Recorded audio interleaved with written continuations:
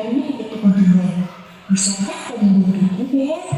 Kamu boleh memotong cabang-cabang pohonku ini untuk membangun rumahmu. Jadi anak laki-laki itu memotong sebuah cabang pohon dan pergi dengan diam. Pohon apel itu senang melihat temannya bahagia. Tapi dia tak pernah kembali sejak saat itu. Pohon apel kembali merasa kesepian dan sedih. Akhirnya laki-laki itu kembali lagi. Laki-laki itu dan pohon apel sekarang sudah sama-sama tua. Aku sudah tak bisa memberikan apa-apa, Kata pohon apel. Tidak apa-apa, aku hanya membutuhkan sebuah tempat untuk beristirahat. Pohon tak boleh untuk bersama dan istirahat. Edukasi yang bersama pohon dan istirahat. Kata pohon apel. Laki-laki itu pun duduk bersandarkan pada batang pohon yang masih tersisa. Pohon apel pun menangis bahagia. Akhirnya mereka pun bersama lagi.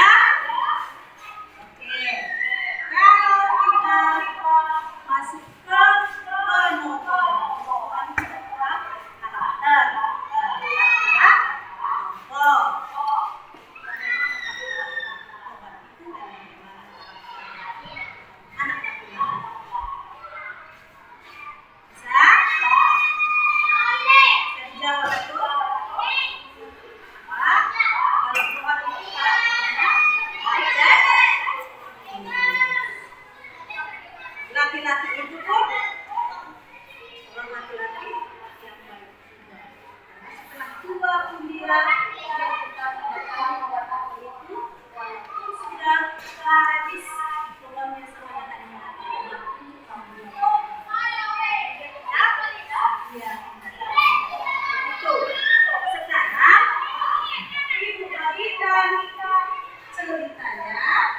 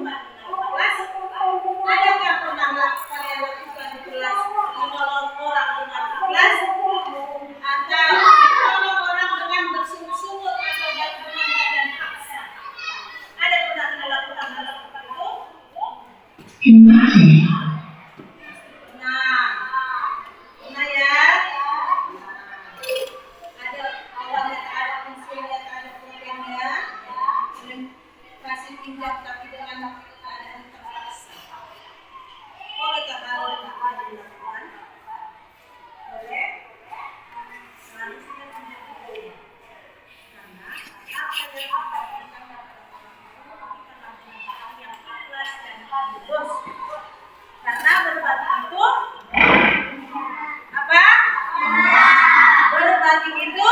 Indah. Ya, lakukanlah sesuatu hal yang bisa membantu temanmu dengan ikhlas dan tulus tanpa mengharapkan imbalan.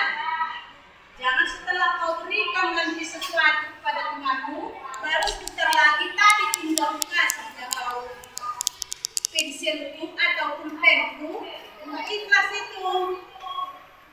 Ya, itu perbuatan yang gak ikhlas. Kalau ikhlas itu tidak pernah dikatakan apa yang sudah diberikan kepada orang. Tulus dia. Sudah? Paham aku?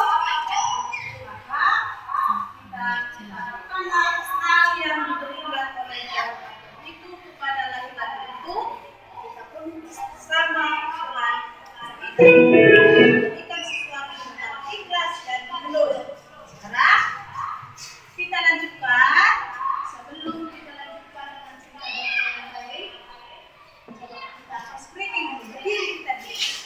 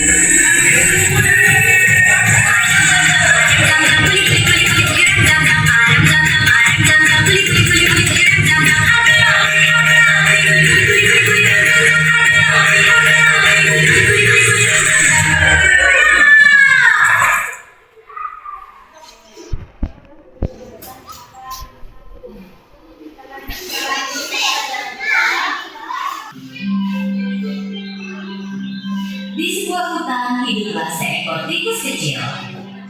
Ia sangat takut akan rubah, serigala, dan bahkan dirinya sendiri. Bahkan jika akan bertiup dan ranting bergerak, ia segera mencari lubang untuk sembunyi. Karena itu, semua hewan kecil memohon hewan lain yang tinggal di hutan memperhatikan sang singa. Tapi tak seorang pun yang berani mendekatinya. Ketika lewat, tikus kecil melihat singa dan memutuskan untuk menolongnya. Tikus langsung pergi ke samping singa. Tikus mulai memanjat ekor singa yang panjang, dan saat mencapai jaring, ia mulai menggigit jaring itu.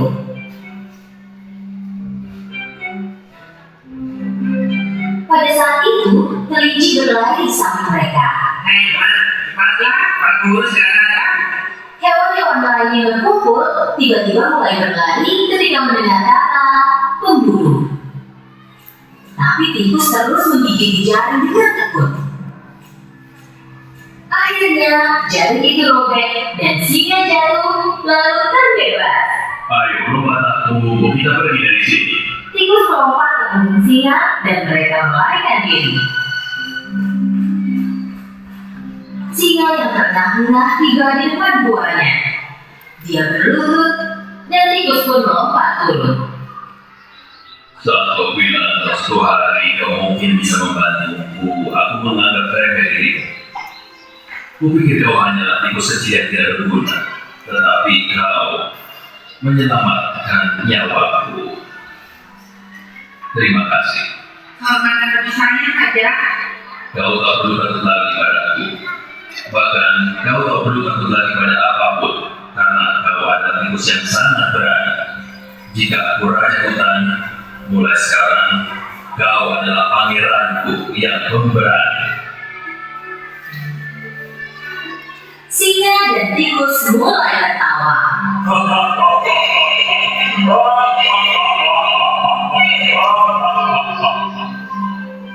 Semua hewan yang menyaksikan kejadian itu dari jauh mulai keluar dan bertepuk tangan untuk tikus pemberani itu.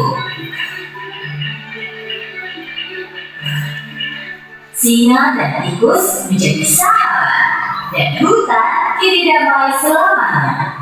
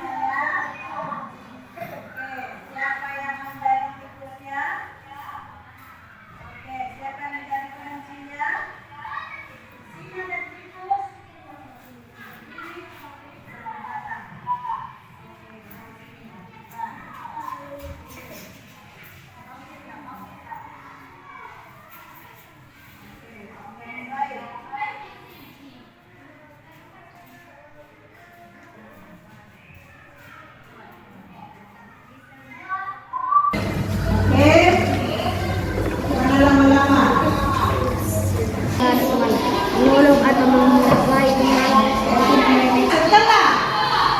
Setelah kalian mendengar atau menonton cerita dongeng tikus dan singa ini, pesan apa yang boleh kalian dapat pada kehidupan kalian sehari-hari?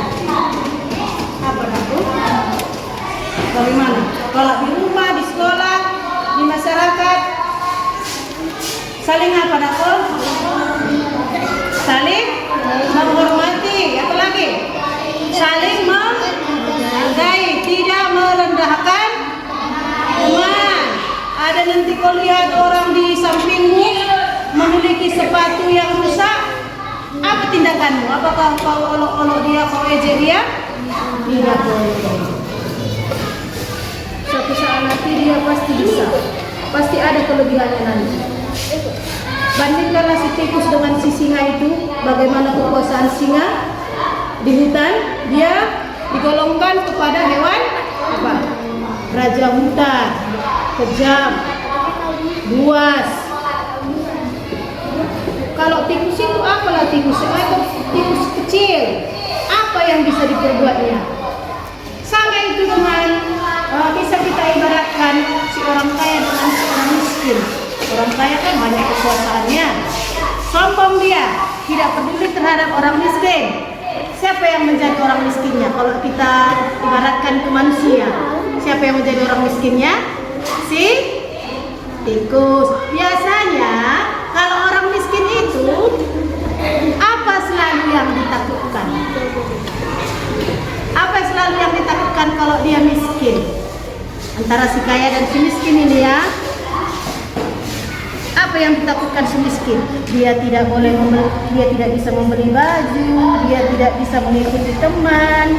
Sementara si kaya, apa yang selalu bisa dilakukan kalau si kaya? Penguasa. Hantam dia, katanya bisa dihantam kan? Bunuh dia, katanya bisa dibunuh. Namanya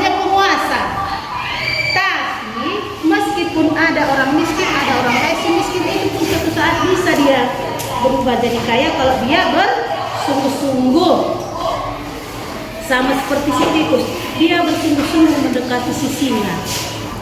Bahkan si singa itu meremehkan dia. Apalah yang bisa kau lakukan terhadapku? Kau hanya seekor tikus kecil, katanya. Tapi pada saat si singa itu terperangkap oleh jaring pemburu, yang menolong siapa? Tikus. Berarti tikus itu berfungsi untuk dia, bisa membantu dia. Ini juga dalam kehidupan kita sehari-hari. Berarti si miskin juga ada fungsinya bagi orang kaya, ya kan? Ya, si miskin juga memiliki kegunaan bagi seorang kaya, sama dengan si tikus memiliki kegunaan bagi bagi siapa? Singa. Sekarang coba kita lanjutkan. Masih semangat kan aku? Masih semangat? Sebelum kita akhiri pelajaran kita, mari kita dulu ice breaking kita dulu. Ayo, berdiri.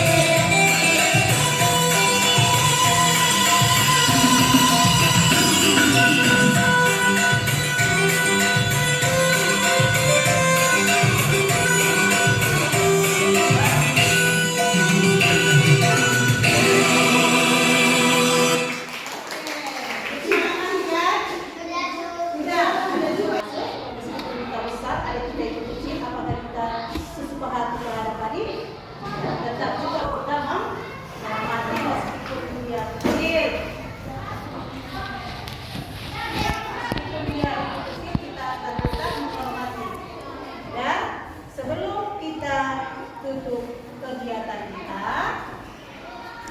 Siapa yang bawa? Ayo, tutup.